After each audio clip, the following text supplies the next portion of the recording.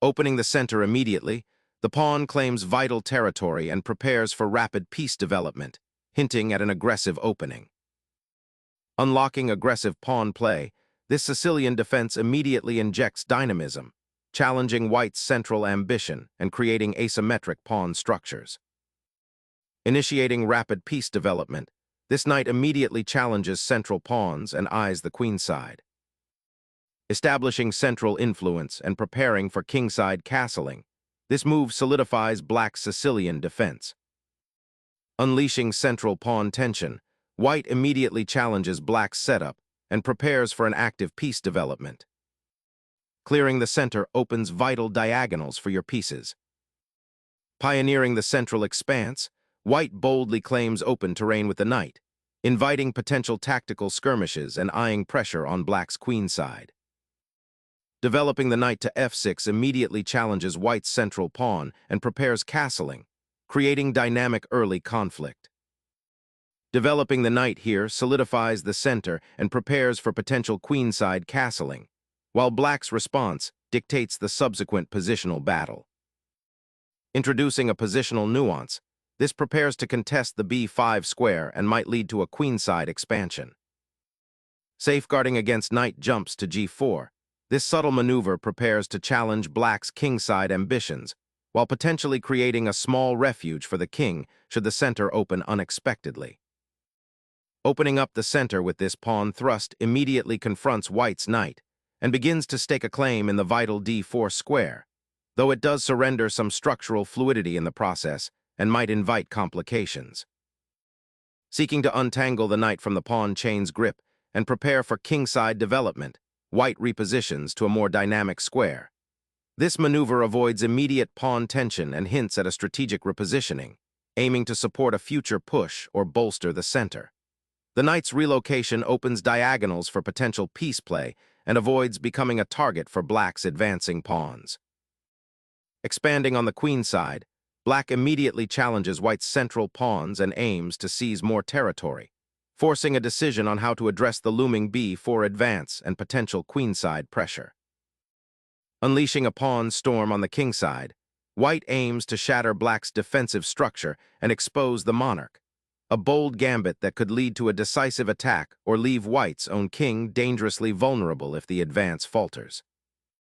Instantly addressing white's ambitious kingside pawn push, this bishop redirection prepares to challenge white's overextended pawn chain and aims to exploit the weakened light squares around white's king. Developing the bishop here to the long diagonal instantly puts pressure on black's queenside structure and prepares for potential kingside expansion later, aiming to seize control of open lines and challenge black's knight on f6. Solidifying the kingside structure prevents knight incursions and prepares for potential d5 pawn breaks, although it concedes some valuable central squares for the moment. Safeguarding the monarch is paramount, preparing to tuck the king away behind a pawn shield and connect the rooks for future activity. This maneuver also frees up the f1 square, potentially for a bishop or even a knight redeployment. Developing the knight to d7 solidifies black's center and prepares for a potential b4 pawn push, challenging white's spatial advantage. It also connects the rooks, a common preparatory maneuver, and offers flexibility for future piece placement.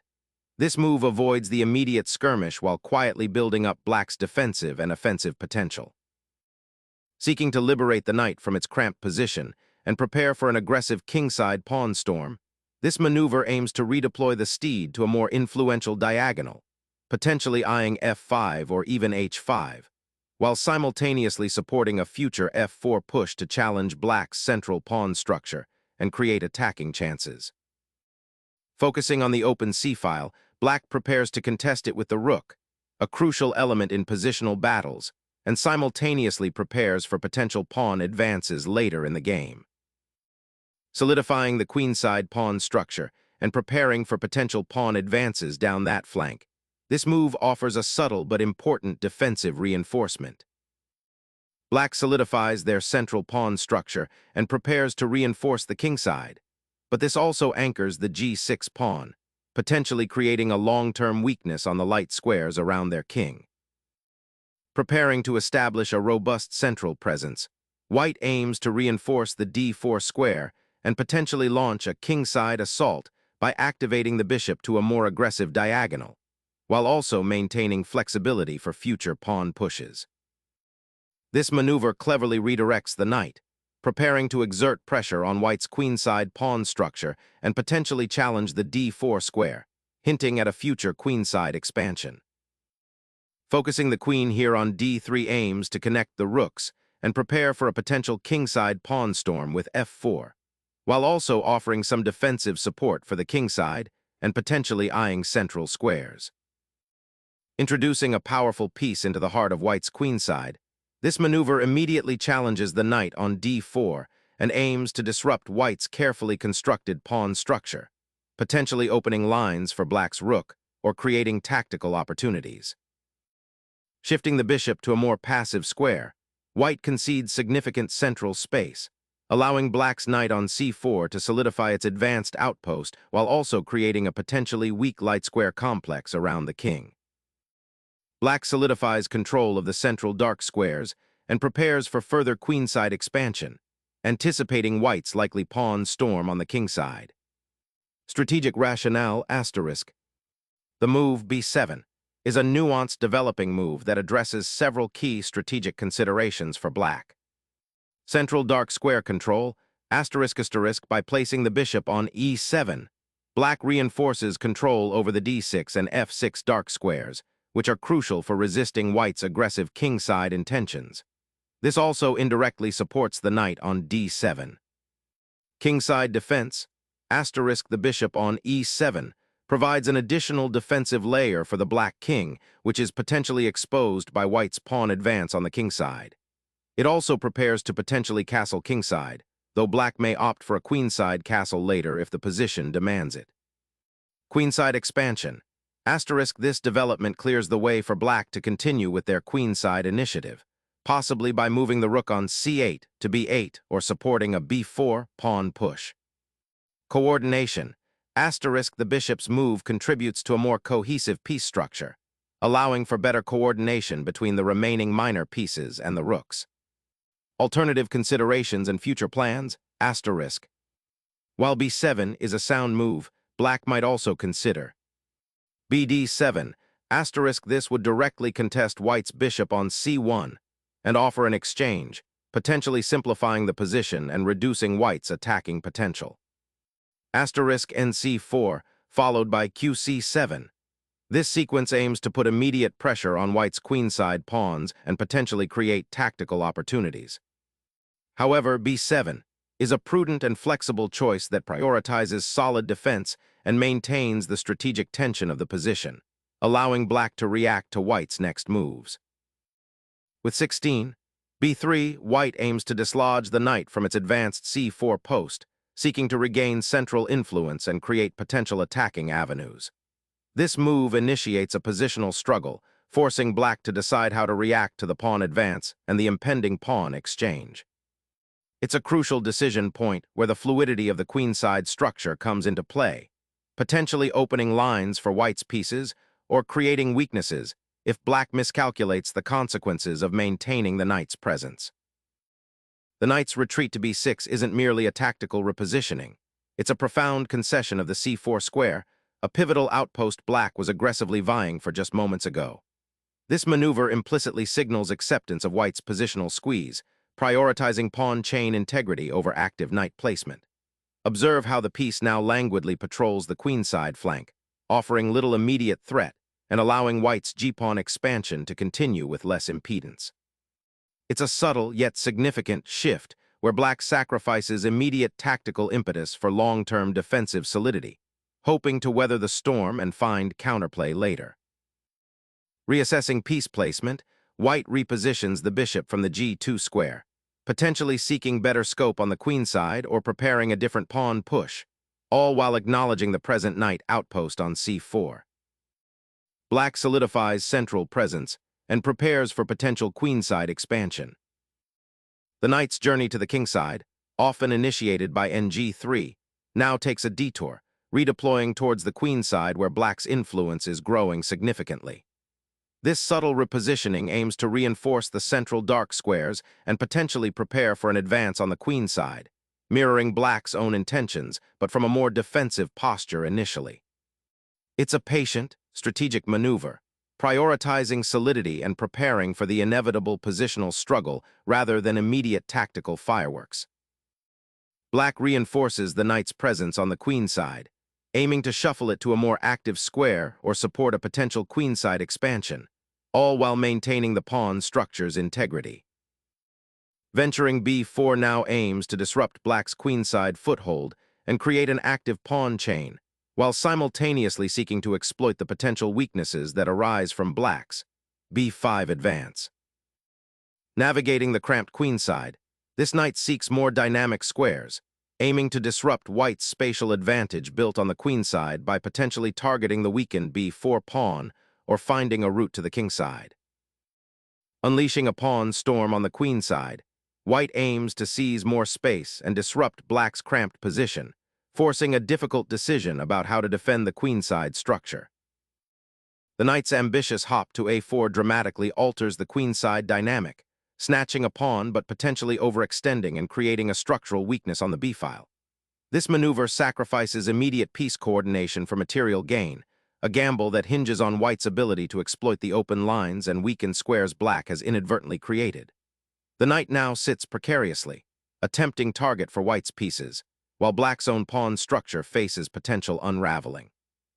This bold decision invites immediate tactical skirmishes and forces a sharp reevaluation of defensive and offensive strategies for both sides. The knight's return to attack the pawn after the initial excursion to a4 feels like white is trying to reclaim lost initiative on the queen side, acknowledging the earlier commitment of that knight to a position it may not have been able to defend effectively. This exchange aims to simplify the position and potentially create a cleaner pawn structure for white, though it does open the c-file for black's rook. We are now entering a phase where the relative piece activity and pawn formations will dictate the next strategic direction, and careful attention must be paid to pawn breaks and potential weaknesses around each king. Capturing the knight, black immediately opens up the file for potential counterplay. A welcome development given white's queenside pawn structure now looks rather awkward with the doubled pawn on the c-file. This pawn grab, while seemingly aggressive, creates a critical target on a4, and black must be mindful of how white might exploit this immediate weakness. The game's complexion shifts dramatically here. It's no longer about slow positional buildup, but about the sharp realities of exploiting structural imbalances. Solidifying the queenside pawn structure, c3 aims to prevent immediate queenside breakthroughs by black and prepares for potential pawn advances on that wing, seeking to restrict black's bishop's diagonals. The queen's daring excursion to c4 immediately targets the rather exposed a3 pawn, a potentially weak link in white's otherwise solid setup. This aggressive placement, however, could also lead to a precarious position for the queen if white manages to adequately defend or counterattack. Black is clearly aiming to disrupt white's coordination and exploit any overextension, but this bold maneuver demands careful calculation to avoid becoming a tactical target itself. Exchanging queens simplifies the game, allowing white to address the exposed nature of their pawns and the potential for black's knights to infiltrate. This move proactively removes a primary attacker from the board and opens the possibility for a more solid, if slightly less dynamic, middle game structure for white. A pivotal moment emerges as black reclaims the pawn, not merely to equalize material, but to immediately exert pressure on the d2 square with the rook, setting up potential tactical skirmishes in the center and on the queen side. Fortifying the king's haven is paramount after the queen's departure, shoring up the kingside pawn structure against any potential insidious inroads. Finally, black injects life into the center, challenging white's somewhat passive pawn structure and opening up diagonals for the bishops that have been gathering dust. Pushing the f-pawn now opens up avenues for the king's rook, seeking active participation on the semi-open f-file and potentially creating imbalances to exploit.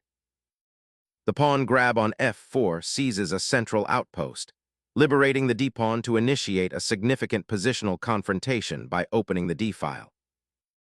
The bishop anchors itself on a crucial diagonal, immediately challenging black's central pawn structure and eyeing potential weaknesses around the exposed king. Securing the king is paramount, especially with the center opening up. This castling maneuver tucks the monarch to safety on the king side, a prudent defensive action that also prepares for potential pawn advances later in the game. The king's diagonal suddenly opens up, a potentially risky gambit to disrupt black's centralized pawn structure, though it invites counterplay along the e-file. The knight boldly ventures into enemy territory, a courageous gambit aiming to disrupt white's solid pawn structure and gain a foothold on the e4 square, potentially creating tactical skirmishes or setting up a future kingside attack. Unlocking the open d-file with the rook, white aims to exploit the newly created central pawn vacuum and potentially pressure black's weakened queenside pawns. Asserting influence over the d5 square and preparing for potential pawn advances, this maneuver solidifies black's central pawn structure while strategically repositioning the bishop for a more active role. Shifting the bishop to the f1 square clears the g2 square for a potential knight repositioning, aiming to improve piece coordination and potentially prepare for an attack on the king side, while also defending the e2 pawn. Unleashing a bishop from its passive post, this maneuver immediately challenges white's central foothold, aiming to disrupt the coordination of the white pieces and open lines for counterplay. Reclaiming the open file for rook activity is the immediate objective, but it also positions the rook defensively, anticipating a potential advance by black's king's bishop. This maneuver injects immediate tactical pressure, aiming to disrupt white's piece coordination and potentially expose the king. Clearing the back rank for your rooks, this maneuver seeks to activate the g3 knight, potentially aiming it towards the king side or utilizing the now open diagonal. Capturing the knight opens up the long diagonal for black's bishop and potentially unlocks the f-file for a rook if the king is still there. This tactical concession by white, while gaining material, might have serious long-term consequences for their king's safety, creating a clear target for black's pieces. The monarch's relocation to a more secure corner often signals a shift towards material consolidation and potential endgame maneuvering. The bishop on b5 now actively seeks to dominate the long diagonal, aiming to pressure white's weakened kingside and potentially prepare for a decisive pawn advance. A fundamental shift in focus occurs, moving from aggressive pawn thrusts to a more cautious consolidation around the king, which now finds itself exposed on a potentially vulnerable diagonal. The rook's maneuver to the 6th rank simultaneously defends the bishop on b5 and prepares to contest the now open c-file, aiming to disrupt white's coordination. Strategic repositioning initiates. The knight's journey to c1, though seemingly passive, aims to secure the king's defenses and potentially reinforce the center or prepare for an advance on the queen side, seeking to resolve the current positional imbalances. Unlocking the kingside pawn chain offers black the initiative, potentially opening lines for the bishop and knight on the queen side. Opening the door for the knight to potentially infiltrate d3 was a clever maneuver, but now the kingside pawn structure looks increasingly fragile with that misplaced g-pawn. Opening the central files after a pawn sacrifice to expose your king opens a dangerous avenue for white's pieces. Prioritize piece activity and coordination over this immediate pawn capture. Reclaiming central space, this knight spearheads an aggressive push, aiming to disrupt black's recently established pawn center and exploit the open files that now dominate the board. Challenging the newly established knight on its strong central square, this pawn structure is quite cramped, and black is desperately trying to inject some dynamism, hoping to disrupt white's consolidating forces and perhaps open lines for counterplay. The tension around the d-file is palpable. Repositioning the rook to g2 aims to connect the rooks, preparing for potential action on the king side, or reinforcing the defense if the black knight on d2 proves troublesome. The knight's retreat to f4 offers a crucial breathing room for black's pieces, potentially rerouting it to a more active square and preparing to contest the central pawn structure that white has painstakingly built. Activating the knight by rerouting to a more central square provides increased influence and prepares for a potential kingside advance, aiming to challenge black's slightly overextended pawn structure. Repositioning the bishop to c7 offers a dual purpose, reinforcing the pawn chain on the queen side and preparing to reroute it towards the king side if the opportunity arises to contest the critical g-file or even support a potential central breakthrough. Activating the knight to the center often signals an intention to control more squares and potentially participate in an attack or defense. Reactivating the e-file pressure now presents a direct challenge to white's central pawn structure and opens lines for potential harassment of the king. Unlocking the e-file for the rook presents a tantalizing opportunity to disrupt black's passive setup, even if it appears a bit ponderous at first glance. Reactivating the queen's-rook's pathway to the kingside opens up exciting attacking possibilities, particularly with the g-file now potentially compromised for white. Repositioning the knight to f3 aims to contest the e5 pawn's advanced position and potentially create mating threats by building pressure on the g-file, though black's active pieces currently limit immediate aggression. Resigning into a lost pawn-down endgame with no compensation after a tactical skirmish is a pragmatic decision. The rook sacrifice on f2 was a final, desperate attempt to stir up complications, but ultimately led to an unavoidable material deficit. The rook finds a commanding outpost, a crucial pivot point to dominate the weakened dark squares and pressure black's isolated queen's rook. Pushing that pawn forward now creates an interesting dynamic, as it aims to open lines on the queen's side and potentially trap white's bishop, but it also risks weakening your own structure if white can exploit the open file. Restricting the rook's mobility is paramount as the knight repositions to a more active square. Opening up the bishop's diagonal to white's isolated pawn on a3 is a sensible idea, though the resulting pawn structure might be slightly compromised if white can exploit the open lines.